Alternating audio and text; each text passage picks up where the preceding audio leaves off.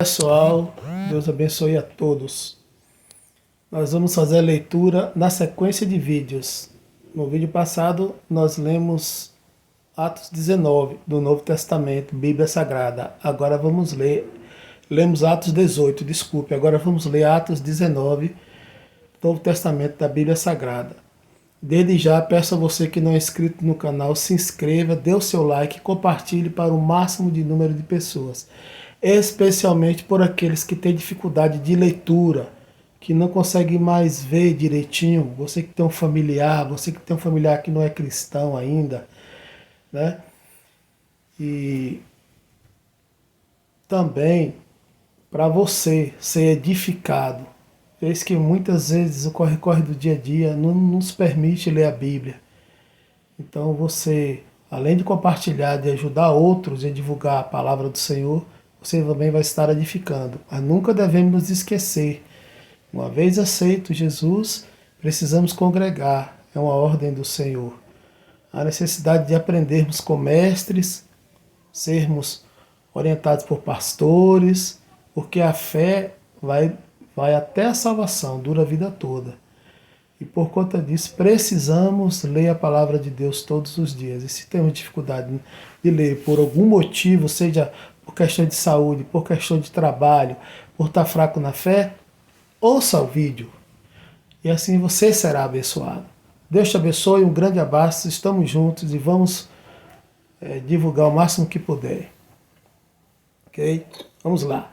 Enquanto Apolo estava em Corinto, Paulo, atravessando as regiões altas, chegou a Éfeso. Ali encontrou alguns discípulos.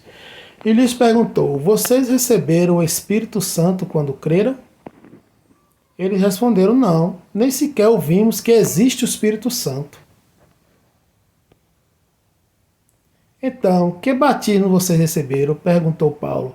O batismo de João, responderam eles.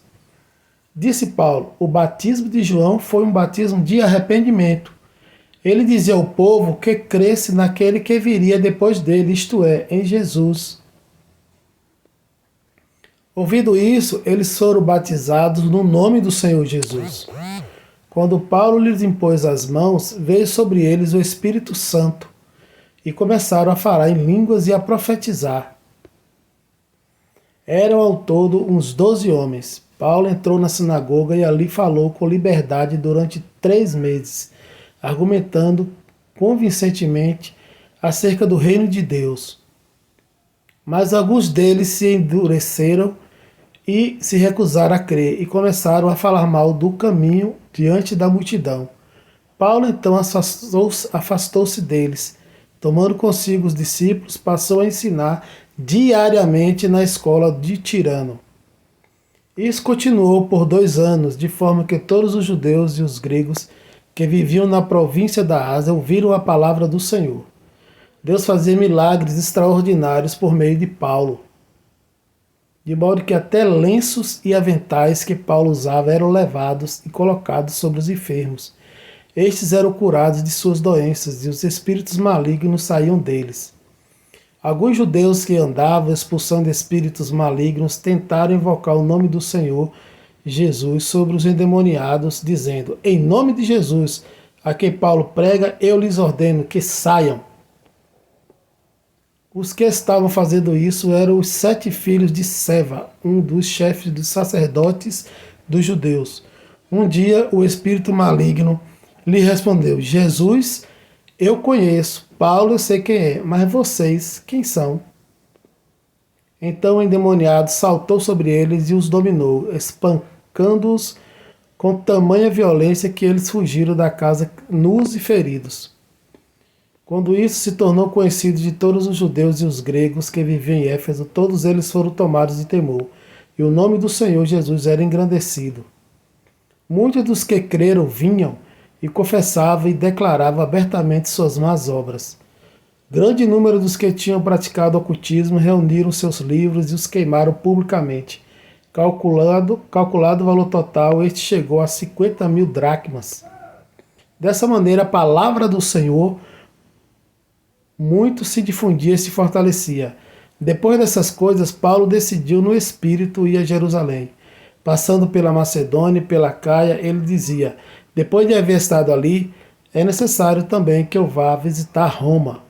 Então enviou a Macedônia 2 dos seus auxiliares, Timóteo e Erasto, e permaneceu mais um pouco na província da Ásia.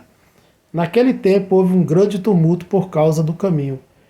Um ourive chamado Demétrio, que fazia miniaturas de prata do templo de Ártemis e que dava muito lucro aos artífices, reuniu-os juntamente com os trabalhadores dessa profissão e disse: Senhores, vocês sabem que temos uma boa fonte de lucro nesta atividade?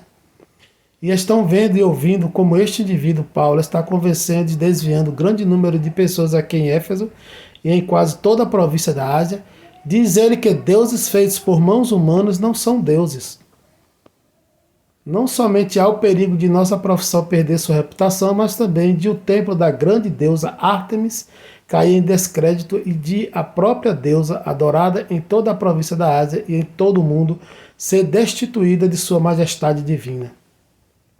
Ao ouvirem isso, eles ficaram furiosos e começaram a gritar: Grande é a Ártemis dos Efésios! Em pouco tempo, a cidade toda estava em tumulto. O povo foi às pressas para o teatro, arrastando os companheiros de viagem de Paulo, os macedônios Gaio e Aristarco. Paulo queria apresentar-se à multidão, mas os discípulos não o permitiram. Alguns amigos de Paulo, dentre as autoridades da província, chegaram a mandar-lhe um recado, pedindo-lhe que não se arriscasse a ir ao teatro. A assembleia estava em confusão. Uns gritavam uma coisa, outros gritavam outra. A maior parte do povo nem sabia por que estava ali. Alguns da multidão julgaram que Alexandre era a causa do tumulto. Quando os judeus o empurraram para a frente, ele fez sinal pedindo silêncio com a intenção de fazer sua defesa diante do povo.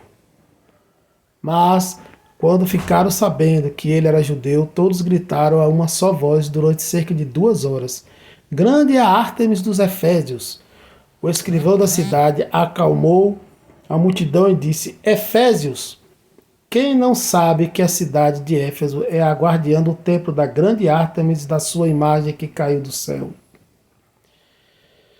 Portanto, visto que estes fatos são inegáveis, acalmem-se e não façam nada precipitadamente. Vocês trouxeram estes homens aqui, embora eles não tenham roubado templos nem blasfemado contra a nossa deusa. Se Demétrio e seus companheiros de profissão têm alguma queixa contra alguém, os tribunais estão abertos e há procônsules. Eles que apresentem suas queixas ali. Se há mais alguma coisa que vocês desejam apresentar, isso será decidido em assembleia conforme a lei.